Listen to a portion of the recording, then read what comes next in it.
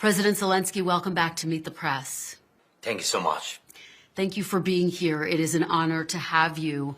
Ukraine is approaching the third anniversary of Russia's invasion into your country. My condolences to you for all of the lives that have been lost.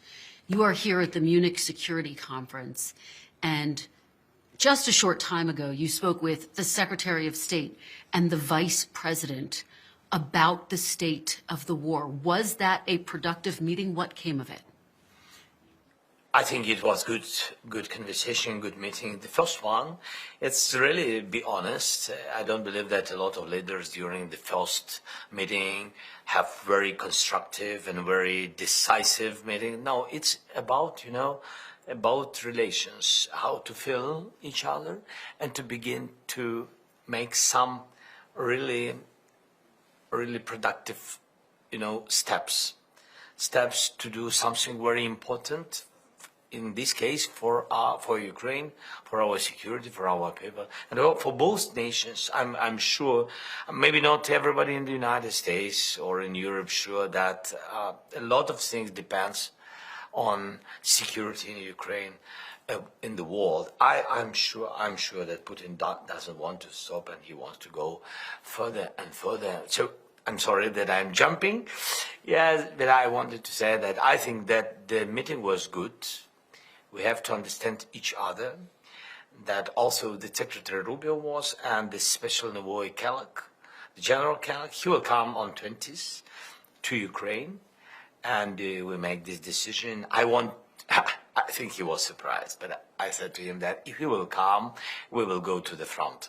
I said to him, it's, yes, maybe it's too dangerous, I don't know, but if you really have to understand the new administration, they really have to understand what's going on the battlefield, not from, information, only from information field and from media, to see what's going on. We are going to delve into your views on President Putin, but to follow up on what you said, from this meeting, did you gain any clarity? What is the Trump administration's peace plan? Do they have one? First of all, I think no, they don't have a real plan because they can't have it without us. I think so.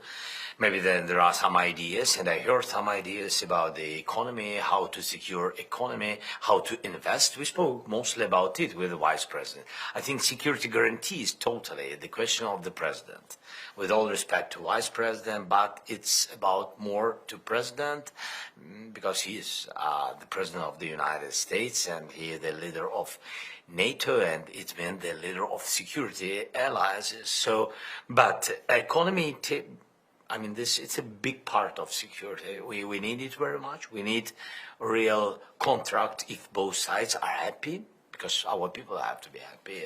Yes, otherwise we can't, just pressure on society. So I hope that we will prepare the economy and we prepare the contract, the document where business of the United States will invest, where we can be partners, but we have to make some steps further. The lawyers have to work more for this document.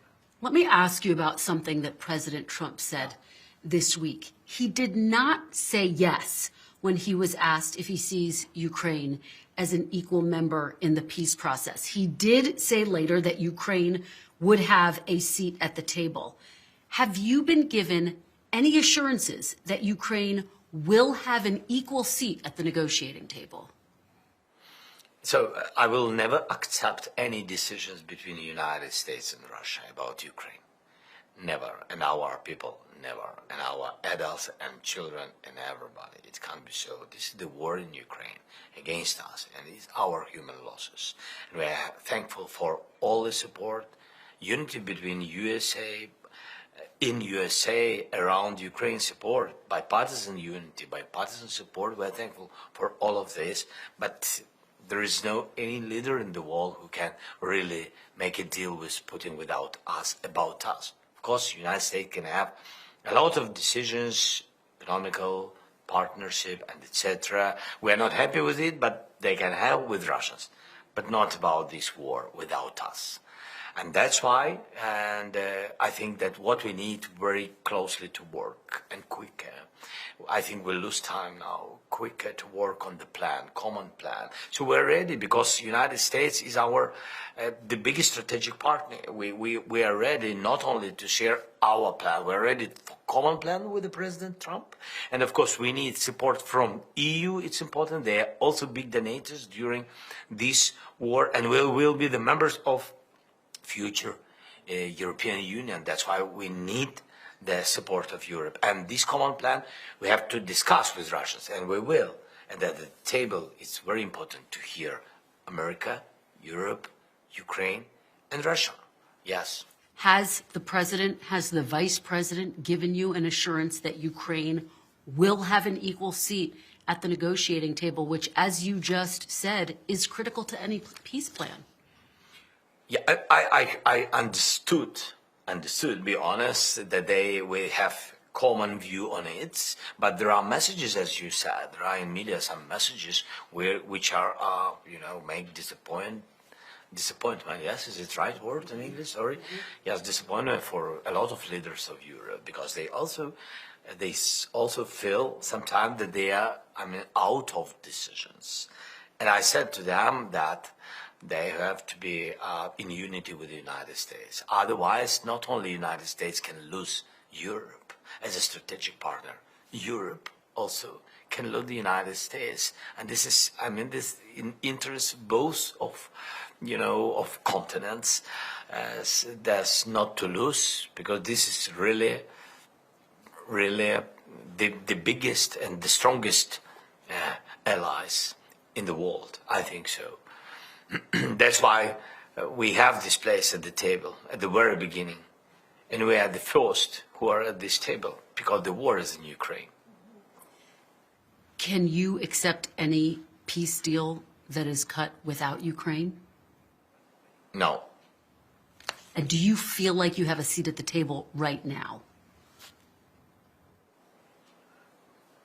I not only count on it, I'm sure that we have to be there, otherwise it's not acceptable. But if there is a decision without us, and Putin will go out from all our land, we will be in NATO, and Putin will be in the prison, so President Trump can do it without us.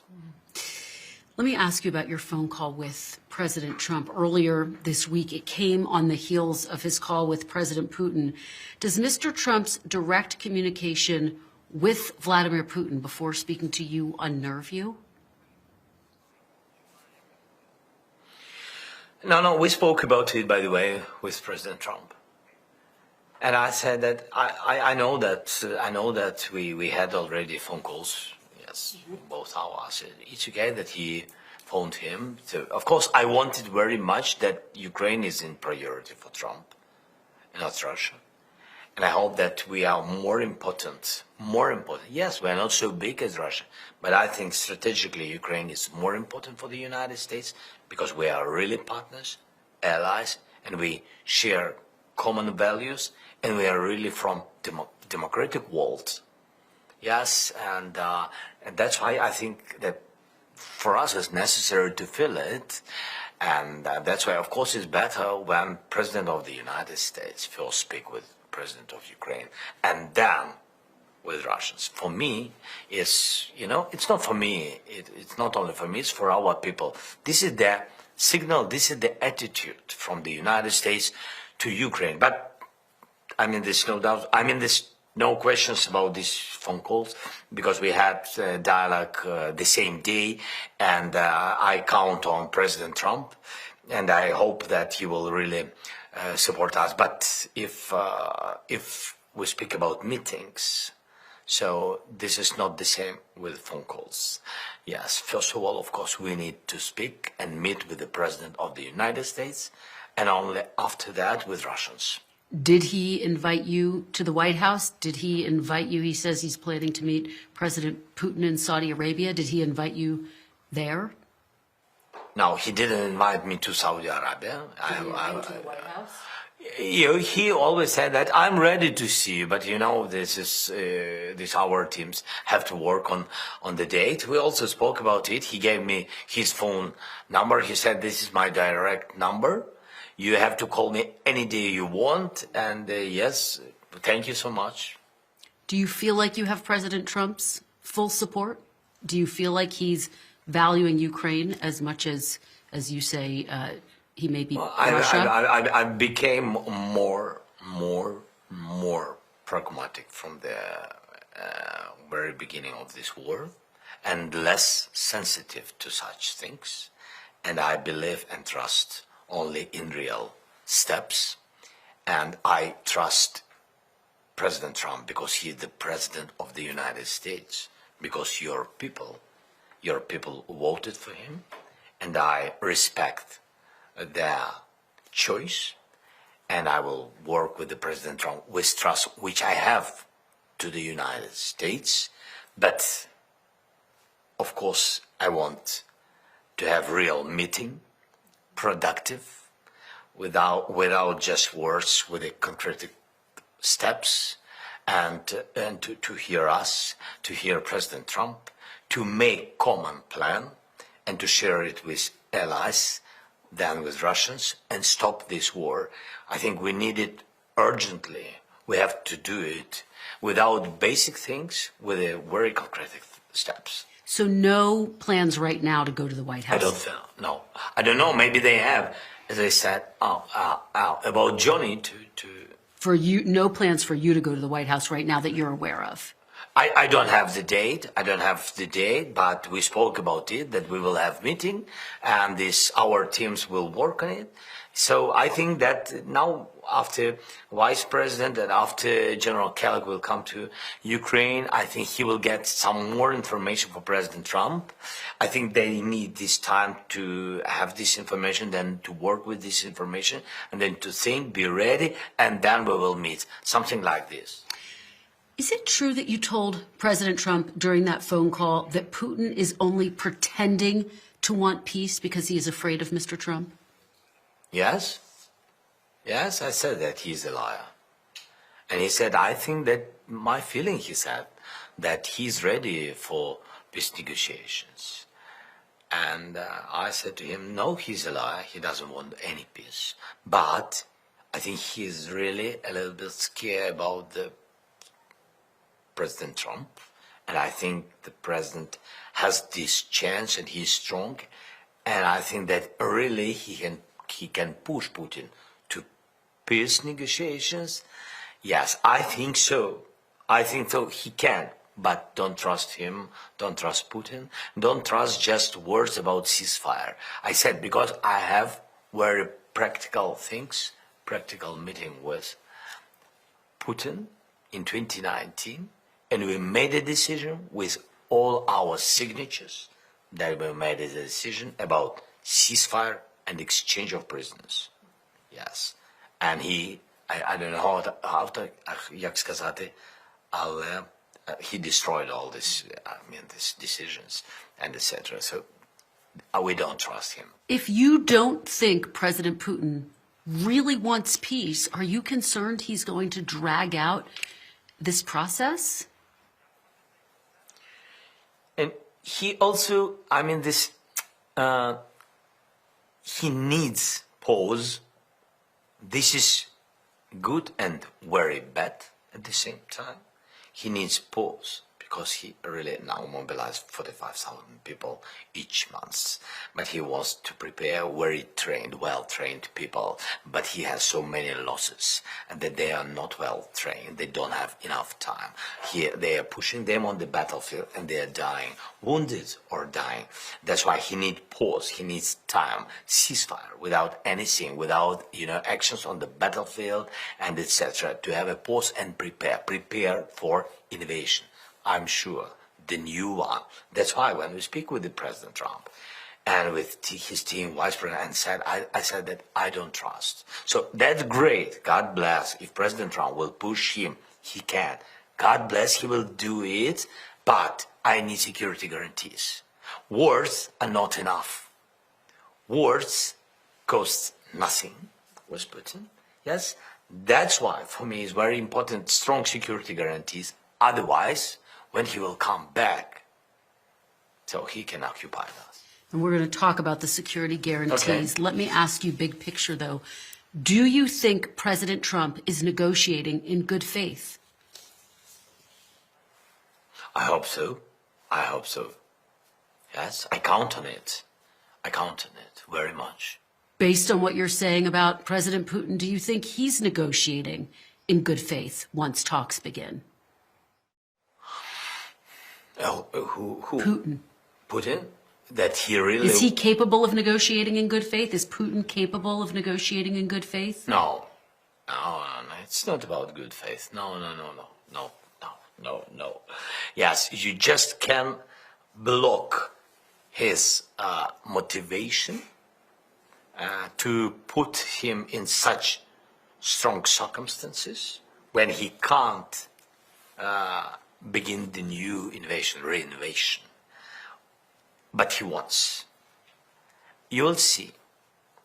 Everybody will see. He will try to begin something new. By the way, I said it today. I'm not sure that only about Ukraine we are speaking. He is thinking not only about Ukraine. For example, now we have, and we shared it with intelligence of our partners. Now we see how he's preparing to train 150,000 people, mostly on the territory of Belarus, to show it for the world that it's just training, that it's usually he's doing the same usually, but it's not truth. From such point, he began the occupation 3 years ago. Full-scale war, he began from some symbolic trainings and etc. But really, так це було, як скажу українською, це було законспіровано. It was really under conspiracy. So he conducted military training exercises on the territory of Belarus. He said that these are exercises that are always ongoing on Belarus territory, that they are allied states with Belarus and that they do regular business, but he started the invasion and the missiles in the first night flew from the Belarus and the invasion came from Belarus. We know for sure that he is preparing steps on the territory of Belarus this year. It can happen in summer, maybe in the beginning, maybe in the end of summer. I do not know when he prepares it, but it will happen. And at that moment, knowing that he did not succeed in occupying us, we do not know where he will go. There are risks that this can be Poland and Lithuania, because we believe that Putin will wage war against NATO. That is why I told you that. What is he waiting for? For a weakening of NATO by, for instance, policy of the United States of America. For example, that the United States of America will think to take its military from Europe. Yes, Putin thinks of that, but I will believe that the United States will not take its forces, its contingents from Europe, because that will severely weaken NATO on the European continent. Putin definitely counts on that. And the fact that we receive information that he will think of the invasion against former Soviet republics, and forgive me, but today these are NATO countries. Just to be very clear, you are saying you have actual intelligence that President Putin is planning to attack NATO countries. No, we have intelligence, we have documents that they are preparing trained mission of a big number of soldiers on the territory of Belarus. And we just sharing that there is a high risk that he can do the same, maybe not, God bless not, and maybe before it, President Trump and the allies will stop him. Yes, but anyway, I think that we have to prepare, yes, to prevent it, not to have such surprises that he will come back like it was 3 years ago with invasion to Ukraine. That is my point of not my point of view. That is our intelligence understanding. And there are obviously these reports that a drone attacked Chernobyl overnight, the nuclear plant in Kyiv. What does that mean? What does that tell you about how complicated any peace process may be? No, it's for him. He is always increasing. Before he's doing some symbolic for him things. So you have the Munich Security Conference, especially this day, beginning of the conference. He's trying to show that for him it doesn't matter. Doesn't matter. Doesn't matter what you decide about security. I can do this. What he showed. He pushed the drone, yes, to the sarcophagus of the fourth block of Chernobyl station. Yes, sarcophagus, which was built by 40 countries. 40 countries, mostly American money, and a lot of countries of Europe. 40 countries built it during the years, and he just pushed the drone there, especially to this sarcophagus. Are you willing? You think that such person wants peace? Given what you're saying, are you willing to negotiate with Vladimir Putin face to face? Together, United States, Europe, Ukraine, and Russia. Yes, because without Russians we can't stop for today. We can't stop this war. We can't stop Putin without his decision, because he is on our territory. If you were sitting across from Vladimir Putin right now, instead of me, what would you say to him? I will speak. No, it's not about emotions. It's about how to stop him. So for me, he is a killer, and he will never change. And that's why this is the dialogue with the terrorist. This is dialogue with a killer. I don't have such power, enough power to push him out. That's why I have to speak about it. So our allies can give me such power to push him out, but our allies decided to make a deal with Putin. But what can I say? What I'm ready. Of course, we don't want, to lose our people. And if it can be so in diplomacy to stop this war, so of course we are ready. Of course we'll be happy with the peace. President Trump this week wouldn't commit to U.S. troops providing security to Ukraine, one of your key requests, wouldn't commit to NATO membership, and wouldn't commit to Ukraine reclaiming the territory that Russia illegally took. Do you think that the Trump administration is giving away bargaining chips before the peace process, the negotiations, have begun? I don't know. Maybe it's a part of tactics of the administration. I don't know. It's really, I'm looking at it. For me, I don't know what about they speak, but as I said, that it doesn't matter what they will decide about Ukraine. If it's without us, it's their dialogue. So how can I influence on this dialogue? I can only accept any negotiation or not accept, because we are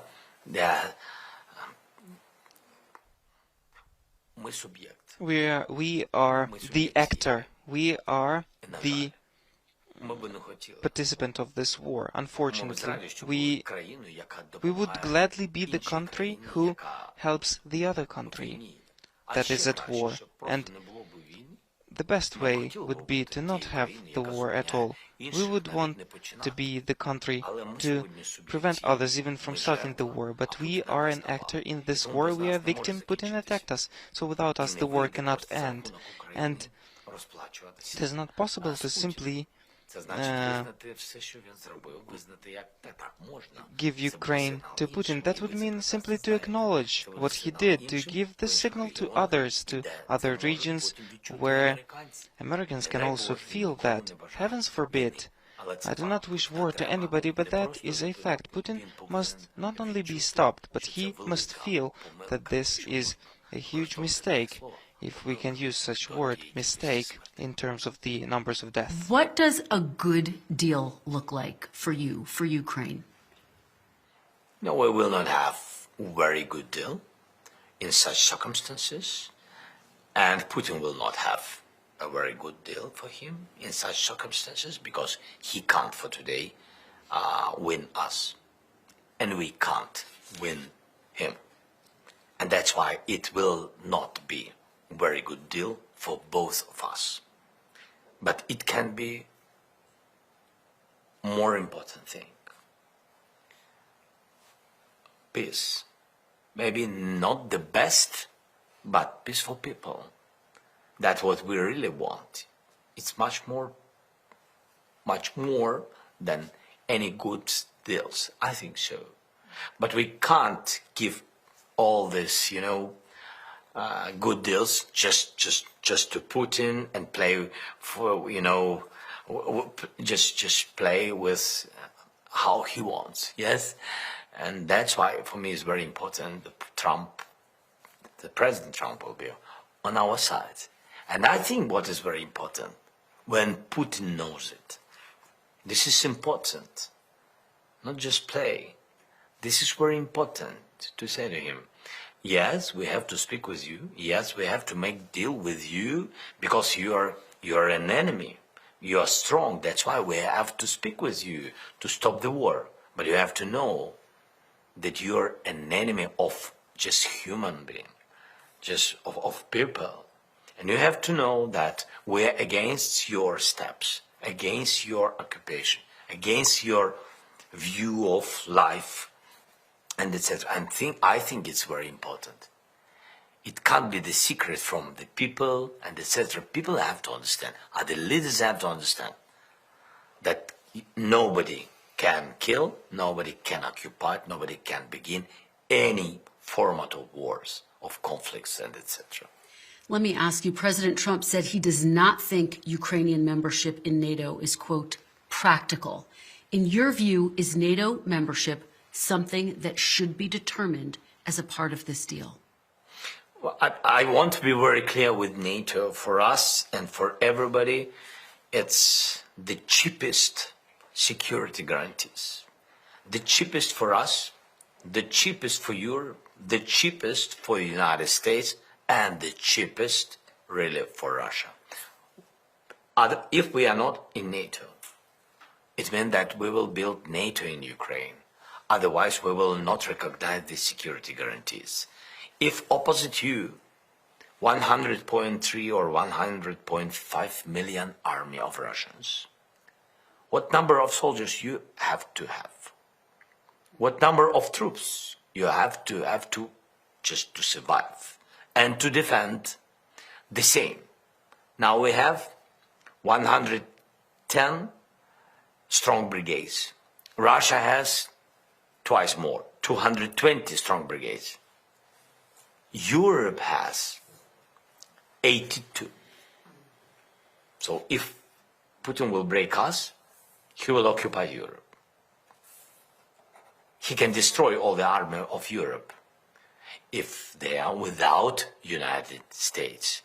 That's why I said this is the cheapest for United States and for Europe. Why? Because if we are not in NATO, and if everybody will recognize that we need more than 1 million people of army, so we will need money for all these people.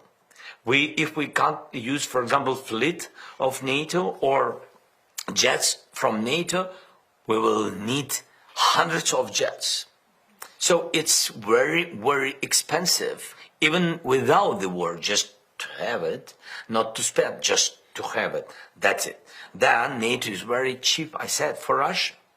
Otherwise, if we are not in NATO stopping also us, because, just people who lost their children, and this is painful, and they want accountability, and it's really, and if they will not get, they will find it, they will search it, and I can recognize it, and can, like a father, understand.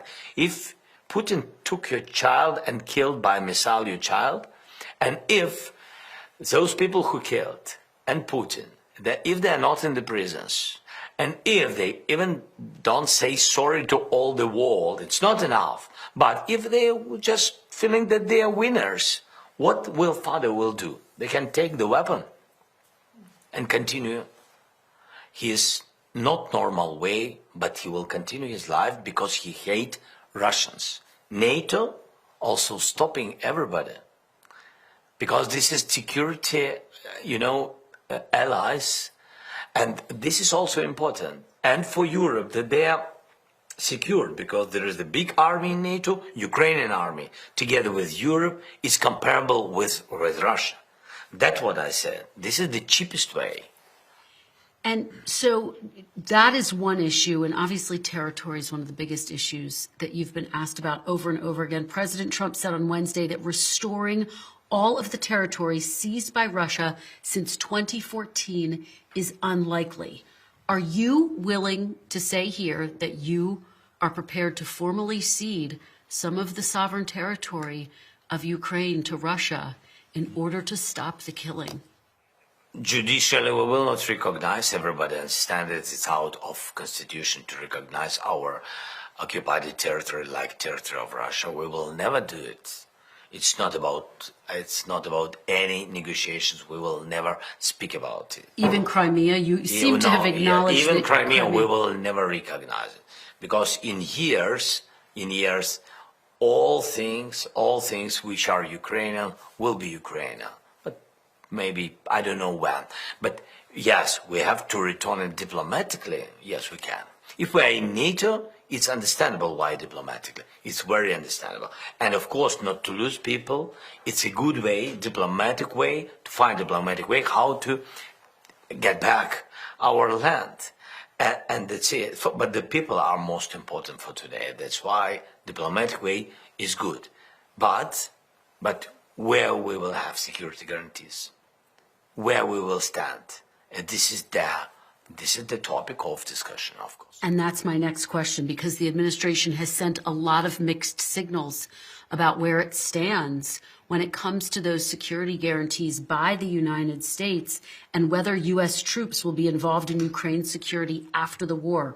What security guarantees does Ukraine need specifically from the United States? The strong package of missiles, like prevention step, that we will not use it before any invasion. We will not use it. But if they will do it, we will do it quickly. But it has to stand on our territory, not like it was before the full-scale invasion that White House put sanctions after invasion. No. And gave us weapons after invasion. No, they occupied it big territory. If we could have before, they couldn't occupy us. Yes, some territory, but not everything, because we've been without weapons. That's why strong package of missiles and big army. If we're not in NATO, as I said, comparable with Russians, not sure the same number, but comparable, not to give them possibility to occupy it. And it's psychologically it's very important, because psychologically it's a strong signal that Putin will not go if he understands that oppositely stay the same, comparable, the same number army. This is, then we need money for this, so we need investment, but I think this is in the interest of both countries to invest in Ukraine, in different gas, LNG. It's also important if Russia knows that gas infrastructure and we make business on LNG, Trump is interested, Americans are in the interest of this, and we are open for this. I think he will not attack by missiles these factories where we are partners with Americans, but I hope not. So these are very important things. Then, Can Ukraine survive? Go ahead. Of course, and European Union is very important because it's a special market for us will be. Russia is not market for us. They are enemies, and Belarus is a part of Russia, really. They control them. So for us, the biggest market is EU, and EU is very interested in our products. So we have to be in the same conditions I mean, money conditions, and with the European Union, we want to be the members. We share the same values, and so we have similar law and etc. So this is the part of economical security guarantees for us to be immediately the member of EU. It's also very important. And what we need. We really don't know how it works. But when Iran attacked Israel, United States, France, UK, and some other guys, and Israel is not the member of NATO, but all these guys, even Jordan with air defense, all these guys began to defend Israeli people, which been under, missiles from Iran. So how it was? Israel is not a NATO member, but why this country? Now it's great that they destroyed Iranian missiles, but they are not in NATO. So it means that they have security guarantees, specific security guarantees from the United States, France, UK, and other allies. I think we need it very much. And quickly, before we move on to the next topic, can Ukraine survive without U.S. military support? Probably it will be very, very, very difficult. And of course, in all the difficult situations, you have a chance, but we will have low chance to survive without support of the United States. I think it's very important, critical. But, I don't want to think about it. Yes, we have to think about it. I don't want to think that we will not be strategic partners. I don't want to think about it because it will make a pressure on morality of Ukrainians, and it will be worse the thing from the very beginning of the war. But we increased our production. That we really can count on our level of defending industry, but it's not enough. Your concern being without U.S. military support, Ukraine would be vulnerable to another attack by Russia in another few years. Is that your concern? Yes, I think this can be. This is really what he wants. He wants pause, prepare, trained, take off some sanctions. Because of ceasefire and etc., and because of all this, how to say it? Okay, forgot the word. Yeah, artificial world, artificial peace that he wants to demonstrate. That he is ready for peace, but that is an artificial peace, it is not real. Therefore, strong security guarantees, because he will want to come back again. He did not win. You understand? He did not win Ukraine. It is insufficient for him. Let me ask you about this deal that has been discussed. President Trump has discussed it about mining Ukraine's rare earth minerals. Just so everyone understands, those are minerals that are used to make things like cell phones, electric cars. That would be, President Trump says, to pay back some of what the United States has already given to Ukraine. What is the status of that deal, President Zelenskyy? Look, that is first and foremost, we wanted American business to come. And these critical minerals, rare earth, they are closed for many partners. We are ready to open them for the business of the United States. That is what we have. That is where we can put money and make profits together. This is goodwill from us. So it's possible to make money. And I believe that here we cannot forget about the main idea that was in the very beginning, that let us protect all that, help us defend this, and we will make money on this together. And here it's very important that in this document shall be a term to protect it, and that is the security guarantees. And if we are not given the security guarantees from the United States, I believe that the economic treaty will not work. It must all be fair. The second part that is not discussed yet, but it must be, that is what Putin captured. There are many things, not only for electrical vehicles and cell phones. There are many rare earths that they will use for missiles, weaponry, for their aerospace industry. Those are very costly things.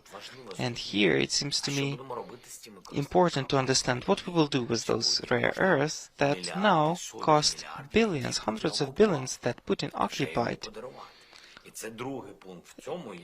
Is it to give to him? And this is what I want to discuss. Why shall we gift it to him? Why shall we present it not only to him, but also to his allies? Iran, North Korea, they will have access there. China can also have access there. I do not know their relations, what they discuss precisely, but today with senators I listed one example with rare earth. It seems to me that this example is important. We looked into what America imports, what rare earth,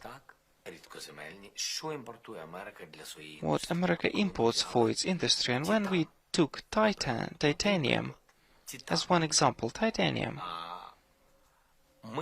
we say that we have titanium in Ukraine, and that is precise information. And it is sufficient for your industry for 40 years. 40 years. And today you import titanium from China and from Russia and from other sources, but these are two main countries. You import from them for your industry, and we say, let us defend titanium in Ukraine, and you will not need to pay money neither to Russia nor to China. We will be partners in that. And such examples, they are very important. If we look in detail, then we must understand that we need strong security guarantees. Let me ask you big picture. As you know, President Trump has not ruled out the possibility of pulling out of NATO. How worried are you that President Trump will follow through with that and one day decide to pull out of NATO?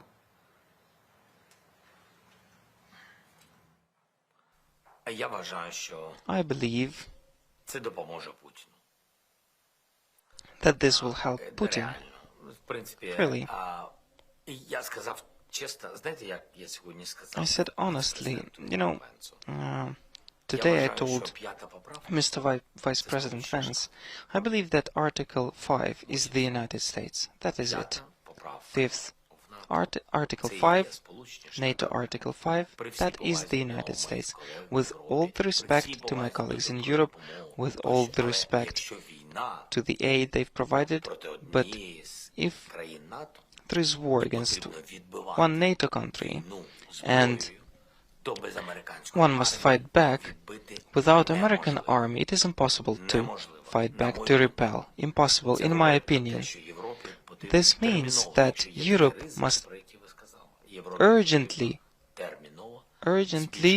if there are such risks, increase everything, militarize itself, spend huge amounts of money. Let me ask you if it's possible for you to say some of that in English, because it's very powerful, what you're saying. It's very important. You had a message to Vice President Vance about the potential implications of pulling out of NATO. What was your message to the Vice President? That will be destroying of NATO. Why? Because in 80 strong brigades in Europe, I'm just speaking about NATO in Europe, so about 30, it's more than 30%, it's United States. And even if I will look at the army of Russia, if they will see but Russia have 220 or 250 brigades, and Europe has 50. That is the answer. The risk that Russia will occupy Europe is 100%. If the United States pulls out of NATO, Russia will occupy Europe. Yes. Not all the Europe. They will begin from those countries, as I said, who are big our friends, but small countries who've been in the USSR and the Soviet Union. They will begin, and we'll see what will be the answer. But Europe will not answer because they don't have. They will begin to defend itself. Each country defend itself, and at this moment, so Russia will get all the successes with all the territories they will want. I don't know. They will want 30% of Europe, 50. I don't know. Nobody knows, but they will have this possibility. Vice President J.D. Vance, staying on that topic, spoke today to the security conference here in Munich. He didn't mention Ukraine during his speech. He also said that he was not worried about the threat to Europe from Russia or China. He said the biggest threat is, quote, from within Europe. What did you make of his speech? What was your reaction? I didn't hear his speech. I think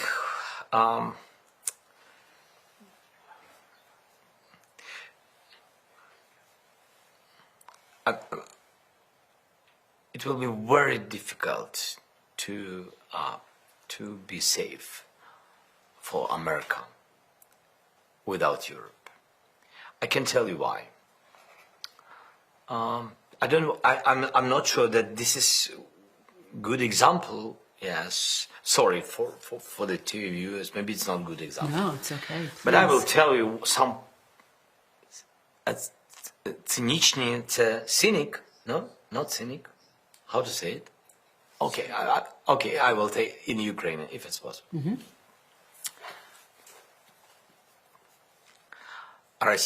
Russia is waging war against Ukraine on the territory of Ukraine.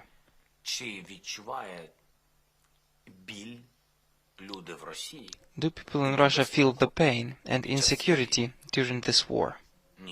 No. That means transferring the war to other territory. This is what they do.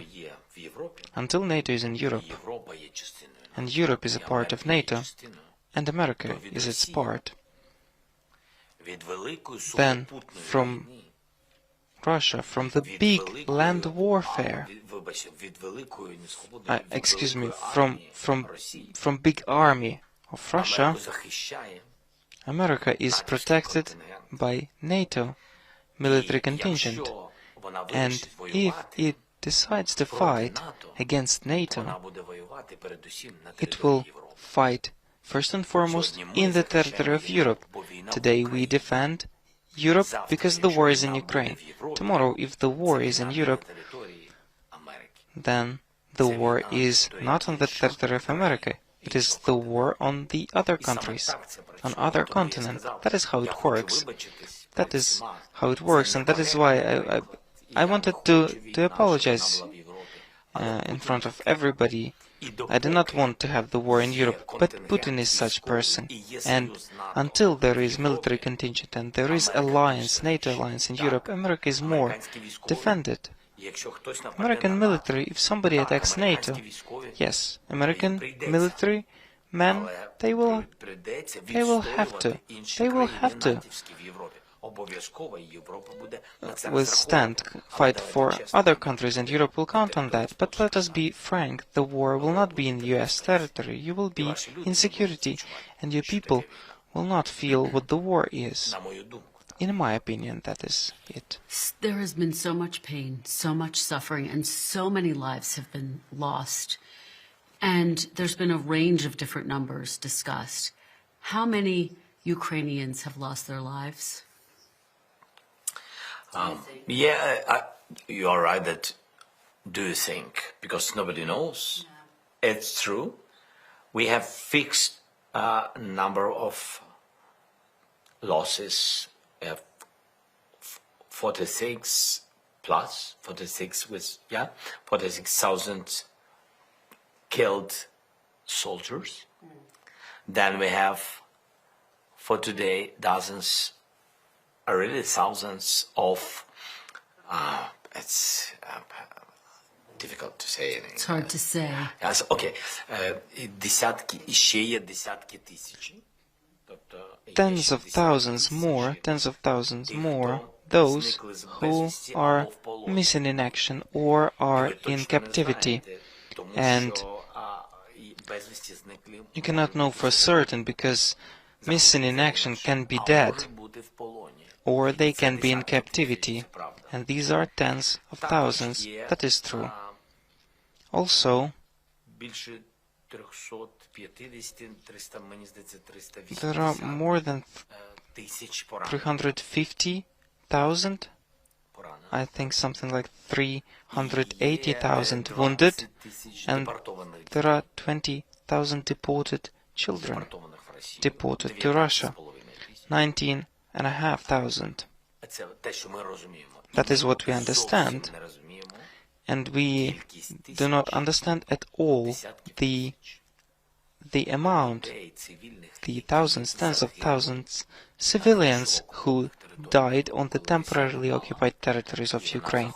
When Russia attacked and it encircled several cities and it was destroying to the ground these cities with tanks and artillery, we do not know how many dead are there, unfortunately, because those cities that we deoccupied, which we entered, we found massive graves there. They conducted massive shootings, massive tortures. You know, small towns where there were a couple thousand people. We have found 500 corpses in one big grave. So everywhere where Russia occupied it and takes under its control, we do not know how many thousands of people they killed there. And let me ask you, we're just in our last few questions, so if you can speak in English, that would be wonderful, just so. It's difficult. Too late for my English. My You're English doing wonderfully. Is No, you're doing no, you're doing wonderfully. Do you still think it's possible for Ukraine to win this war militarily? Of course, yes, but it's many losses. So we understand how many. I think it's too much, and I'm not sure that with such speed as our partners do this help support, it will be difficult. It will be longer than it can be. Yes, there are some. It can be, tactical victory, but for these partners have to be ready to give us very specific weapon. But I think that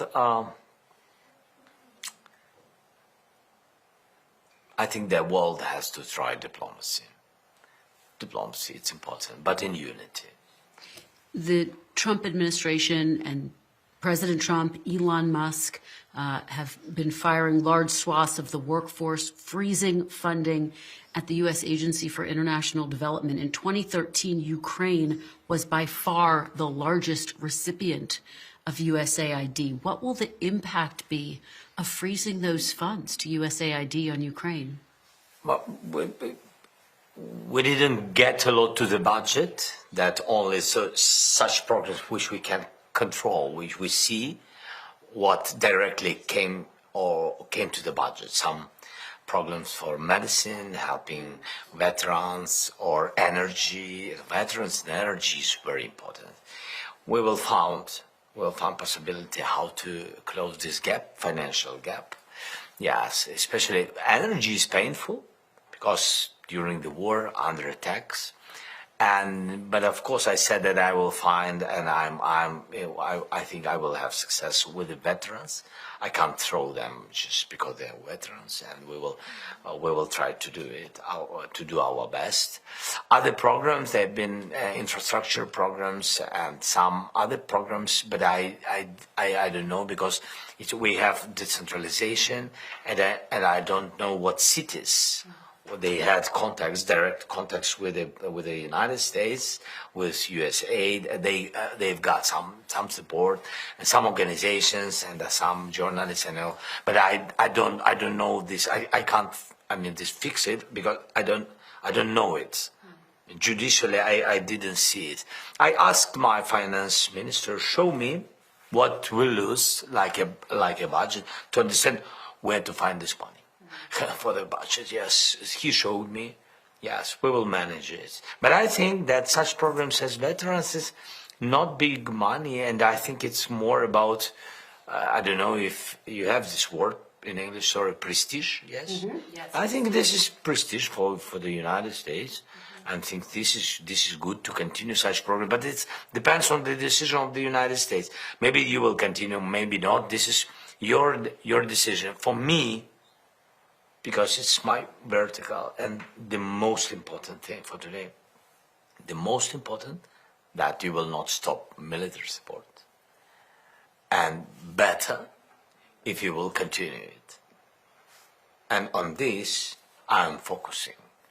This will be painful for all these directions. If we will lose this support, as you said correctly, it will be, it will be very difficult for us to survive. Last question. I know you're a dad of two, and you have remarkable energy and have put so much heart into spreading the message for Ukraine. What is your message to Ukrainians who have lost hope that this war will ever end? No. We will finish this war. And it doesn't matter, will Putin want it or not, we will finish the war. And I'm sure, together we are much more stronger than Putin. And I'm sure that we will finish the war. I know that the peace, that's what we really need and we really want. And it's like in the life, when you want something very much, with friends and with God, we will do it, I'm sure. President Zelenskyy, thank you so Thank much. you. It is always an honor.